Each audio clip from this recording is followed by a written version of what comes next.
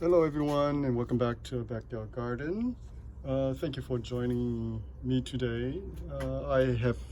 Haven't had time to post any video for you guys. So today I'm going to take the opportunity to post a video for you guys. So we're in September. I think we are at the end of our growing season, or at least the summer season.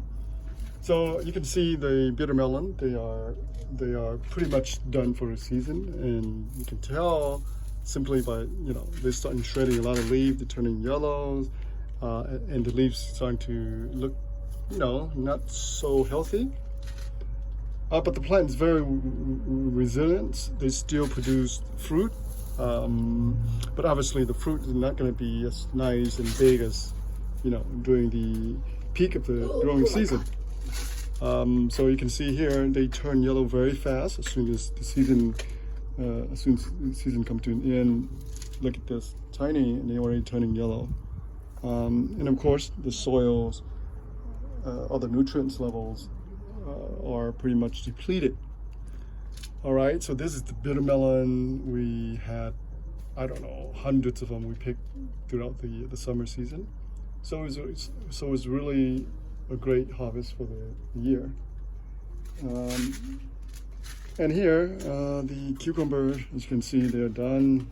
I just leave this one here, let it go to seed, but it's pretty much done. All right. What are those, son? I don't know. They look like some kind of wild papaya. Yeah, this tree here, or this here resembles some kind of papaya tree, right? Yeah, it looks like it. How did it get here? I don't know. Probably from the bird. The bird dropped the seeds. Sharmoya? Yeah.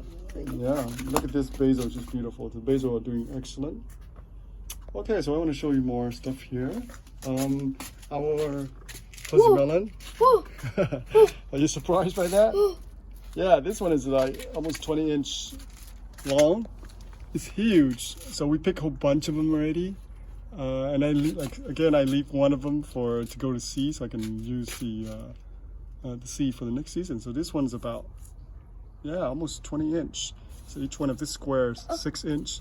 So you can see it's about 20. It's pretty big, huge, right? So this is the mokwa, or fuzzy melon.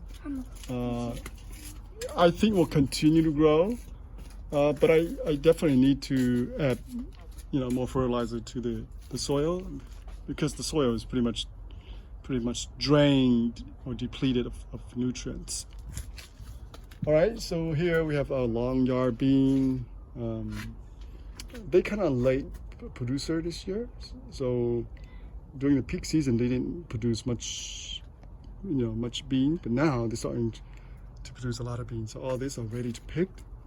And I also noticed that these beans are very susceptible. I can't say the word. Oh, excuse me. Very susceptible to insect, especially the aphis. So you can see here, there's a lot of aphis on here. I want to show you. Look at that. Oh, this little aphis. Look at this. See that? So we're gonna pick some of this today, and obviously, I'm gonna leave some of this to seed so I can use the seed pot. Look at this. All these insects on here.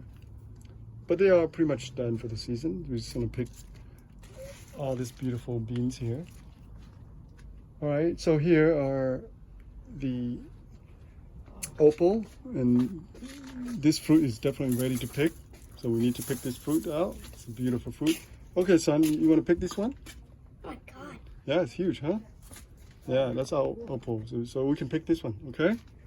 So we can use that. All right. And then, of course, all the cherry tomatoes are done for the season. You can see they pretty much in shambles. A lot of insect attack here on all these herbs. Look at so much insects. They just, especially the what do you call those? Grasshopper? Grasshopper. Look at this. They're just eating up our. Right there. Here's another one. You see that? Wait. Yeah. All right, but there are a bright spot in the garden.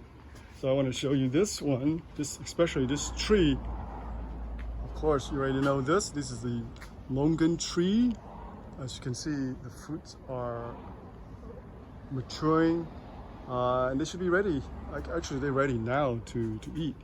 But I probably wait for another week. So they mature roughly in middle of September, right on the onset of fall season. Look at this. That's huge. They are beautiful. So there's a lot of fruit on here. And there's another tree over there, far distant over there. That one, the fruit are much sweeter, I think. But they're both pretty good, I think. So this year, as you can see, this tree produced quite a bit of fruit. All right. Now there were a little bit of fungus on this tree, and as soon as I see the fungus, I prune off the branches right away. So I can use some kind of spray to spray the tree, but I chose not to do it because I don't see there's an infestation. So I chose not to do it, and instead I just prune up 1 or 2 branches, so we lose some fruit, but it's not very much at all. You can see also on top a lot of brown leaves. The trees are under very heavy stress because of the weather. We've been getting 90+ degrees throughout this month. It's very hot.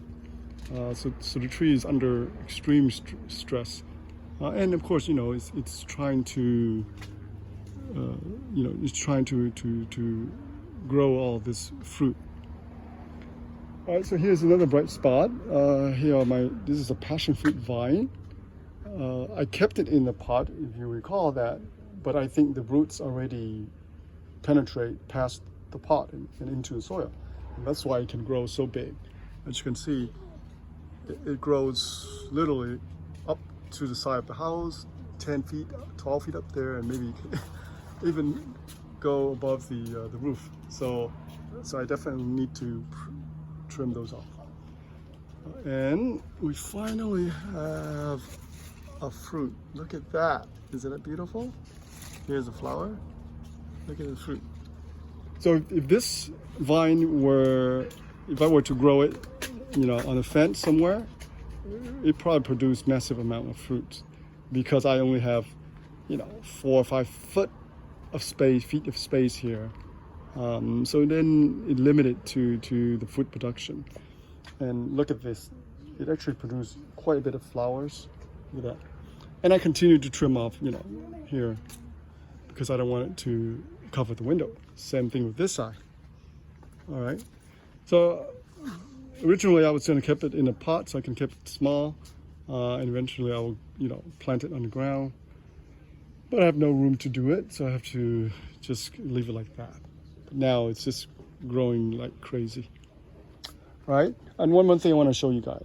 So we call this I think month and a half, almost 2 months ago, when I tried to propagate the this is the red dragon fruit, the red flesh dragon fruit. Now, as you can see, they are already developing roots and they're already growing the side shoots. So they are ready to put into bigger pot, or into the ground. Even those right here, even those tiny little cuttings actually produce the side shoots already. So they are growing, they're not dying, they're growing. Okay, so when you choose to propagate the dragon fruit, always remember, choose the very mature cut. So the mature cut will readily to roots and produce the side shoots. So all this here are ready to plant on the ground. All right, what else I want to show you guys? So look at this lime tree, just amazing, isn't it? It's everywhere. Look at lime everywhere. Alrighty, so that's it for garden today. I think my garden is in shambles. It's been neglected, I think, a little bit, because I just didn't have the time to come out here and really nurture the garden. I still water it from time to time because I want to keep the soil alive. So you need to water it a little bit. Other than that, I think the garden's in pretty bad shape. Things are, it's pretty much done for the season. So by next month, I'll remove all this and restart maybe the soil and then plant for the flower garden. All right, everybody. Well, thank you for tuning in and to spend 10 minutes of your time with us.